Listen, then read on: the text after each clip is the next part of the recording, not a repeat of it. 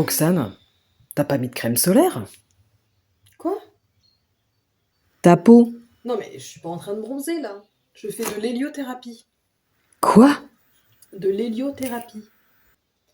Bon, écoute, je te propose une chose. Tu me laisses terminer ma séance, je m'habille et je t'explique. Ok? Allez, à tout à l'heure. Dès le 19e siècle, on s'est rendu compte que les rayons du soleil, la lumière du soleil, permettaient de guérir certaines affections, comme par exemple la tuberculose chirurgicale. À partir du 20e siècle, on s'est rendu compte que le soleil permettait aussi de guérir la tuberculose abdominale, tout ce qui était en lien avec les problèmes articulaires, au niveau du squelette, des os, des problèmes d'arthrite, d'uvéite, de dermatite et toutes sortes de rhumatismes en fait. Et puis de fil en aiguille, on s'est rendu compte que ça avait même une incidence positive donc sur l'humeur, sur le système immunitaire, sur les maladies auto-immunes. Je sais qu'on nous bassine avec ça depuis qu'on est jeune, et c'est parfaitement normal, mais en fait, à midi, une exposition douce et sans crème est essentielle à la vie et je vais vous expliquer pourquoi tout de suite. Mais d'abord, faisons ensemble un petit récapitulatif de l'historique de cette pratique. Alors d'abord, tout a commencé en Chine antique, alors peut-être même bien avant, mais officiellement, cette pratique date de la Chine antique. En effet, les Chinois, il y a des millénaires, s'étaient rendus compte en fait du pouvoir de guérison de la lumière du soleil, des rayons du soleil et donc des UV, des ultraviolets du soleil. Ils disaient déjà à l'époque que ça permettait un rajeunissement cellulaire, que c'était un gage de longévité, et pratiquaient déjà très tôt le matin, avant 9h et après 16h, une exposition au soleil, mais pas seulement avec le corps, mais aussi les yeux. Donc ils pratiquaient en fait ce qu'on appelle le sun gazing. Alors moi je l'ai pratiqué, c'est pas quelque chose que j'ai apprécié, même en respectant toutes les recommandations, j'ai trouvé que moi ça m'abîmait les yeux. Après, toutes les expériences sont différentes, mais en tout cas, si j'avais quelque chose à vous recommander là-dessus, ce serait vraiment de faire très, très attention à vos yeux parce qu'une fois qu'ils sont abîmés, parfois pour réparer ça, ça peut être compliqué. Enfin, je ferme la parenthèse. Dans la deuxième partie du XXe siècle, on s'est rendu compte que malheureusement, une exposition prolongée aux ultraviolets avait une incidence négative, à savoir cela pouvait donner le cancer de la peau, des lésions cutanées, un vieillissement prématuré, surtout si on s'expose de façon prolongée entre 11h et 15h. Et donc, on a fini par en conclure que le soleil n'était pas une si bonne chose que cela. Des personnes, on a adopté en fait le réflexe de, chaque fois qu'on s'expose au soleil, même un tout petit peu, de se mettre de la crème solaire. Lorsque l'exposition est prolongée, c'est parfaitement légitime et je vous conseille de le faire. Cependant, les ultraviolets, on en a besoin et je vais vous expliquer pourquoi. En fait, on a vraiment besoin des ultraviolets du soleil parce qu'ils permettent d'activer un peptide qui s'appelle catélicidine. Donc, ce peptide donne à la vitamine D ses propriétés antimicrobiennes, donc sa capacité à détruire des germes. Il a donc une action positive sur le système immunitaire et il est même essentiel à la vie.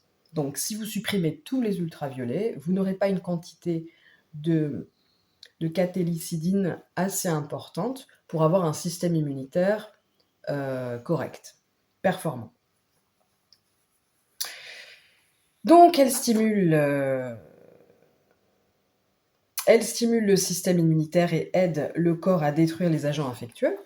Et là, vous allez me dire: «Oui, mais la vitamine D, on peut en prendre en complémentation?» Oui, on peut en prendre en complémentation. Cependant, le fait d'avoir ce supplément n'augmente pas le niveau de catélicidine, pardon. Oui, on peut en prendre en supplément de la vitamine D et je vous conseille de le faire à partir du mois d'octobre, surtout pour ceux qui ne se sont pas trop exposés au soleil, pas suffisamment, et croyez-moi, il faut quand même s'exposer très peu, mais régulièrement, 2-3 fois par semaine. Donc cette complémentation n'augmente pas la quantité de catélicidine. Il n'y a que les rayons du soleil qui peuvent avoir cet effet-là. Donc, pratiquer régulièrement les bains de soleil, sans crème, heu, solaire, mais vraiment, très peu de temps, permettre vraiment, ou alors après 16 h ou avant 11 h du matin, bien sûr, et encore, même, même au-delà si c'est prolongé, parfois il faut avoir besoin de mettre de la crème. Enfin bon, essayez de faire comme vous le sentez. Donc si vous pratiquez, régulièrement les bains de soleil, ça peut avoir une incidence positive sur votre pression artérielle, donc la réguler. Réguler aussi votre glycémie, votre taux de cholestérol, et ça augmente, le taux de globules blancs dans votre organisme, et donc ça stimule vraiment, le système immunitaire. Il sera plus performant. Les rayons du soleil traitent également donc l'acné, le psoriasis. Ça permet aussi la relaxation musculaire. Bien sûr, cela traite, la dépression, saisonnière. Donc moi, je commence dès le mois de mars, dès que le soleil revient et qu'il y a assez de chaleur pour qu'on puisse, être dehors, au moins les bras et les jambes, hem, au soleil. Alors, moi, je le fais quand je suis chez moi, là, je le fais, en maillot de bain. Je le fais même nu parce que personne me regarde. J'allais pas le faire devant vous, vous imaginez bien pour quelle raison. Mais, vous pouvez le faire, de la façon dont vous souhaitez, du moment que au moins vos bras et vos jambes sont exposés pendant 10 à 20 minutes au soleil. Donc, cela permet aussi de réduire les odeurs corporelles. Donc bien sûr, je le disais tout à l'heure, ça stimule le système immunitaire, ça permet aussi de détruire les mauvaises bactéries, et un truc qui est pas mal aussi, c'est que ça permet la réparation de l'ADN. Bien sûr, si c'est pratiqué, dans l'art du respect de votre peau et de votre corps. Alors, je vais finir par quelques petits conseils pour pratiquer l'héliothérapie sans vous abîmer la peau, pour que ce soit performant. Donc il faut pratiquer ça 2 à 3 fois par semaine, sans crème, de protection, ultraviolet. Hem, la durée dépend alors de plusieurs choses. Donc déjà, bien sûr, de à quel moment de l'année on se situe. Donc au mois de mars, les UV sont un petit peu moins agressifs. Donc vous pouvez peut-être vous exposer, je sais pas, 3 à 5 minutes supplémentaires hem, par rapport à l'été, par exemple. Quand vous êtes en plein cagnard, en plein mois d'août, là, bien sûr, c'est un peu plus agressif. Pour calculer le temps, alors moi, je me prends pas la tête. Je pratique 10 minutes de face et 10 minutes de dos.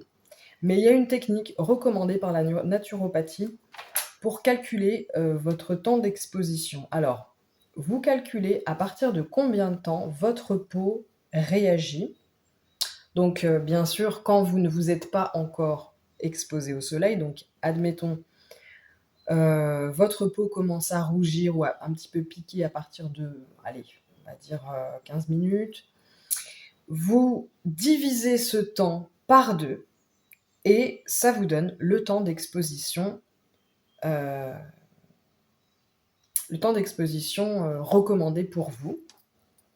lors de cette héliothérapie sans protection. Alors, quelque part, c'est un peu, pas idiot, mais si vous commencez d'un côté et que vous faites de l'autre, vous n'avez du coup pas besoin de diviser par deux. Moi, ma peau, quand j'ai absolument pas bronzé, elle commence vraiment à réagir à partir de 20 minutes. Si on divise par deux, ça fait 10 minutes, donc 10 minutes de chaque côté.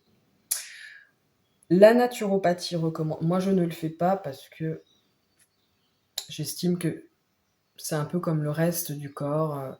Si on ne s'expose pas trop longtemps, ça n'est pas trop grave, mais la naturopathie officielle recommande de quand même se protéger au niveau du visage. Faites comme vous le sentez. En tout cas, il faut au moins que vos bras et vos jambes soient exposés au soleil. Dernière petite précision, l'héliothérapie permet aussi de traiter des maladies chroniques, des maladies auto-immunes, comme je le disais tout à l'heure, certains cancers, des maladies cardiaques, des infections, du diabète et même certaines affections psychiatriques, comme la schizophrénie, ça peut aider, bien sûr. C'est pas juste l'exposition au soleil qui va guérir tous vos problèmes, mais c'est vraiment un plus. Ça apporte de l'énergie au corps. Ça a une incidence sur le système endocrinien et donc sur votre système, et donc sur vos humeurs, sur votre bien-être général, en fait. Puis c'est tellement agréable, cette chaleur sur le corps. Mais voilà, si vous respectez toutes les recommandations et que vous pratiquez ça régulièrement, c'est vraiment un plus. Donc, je vous souhaite de bonnes séances d'héliothérapie et je vous dis à très très bientôt pour une prochaine vidéo. Allez, salut les résilients!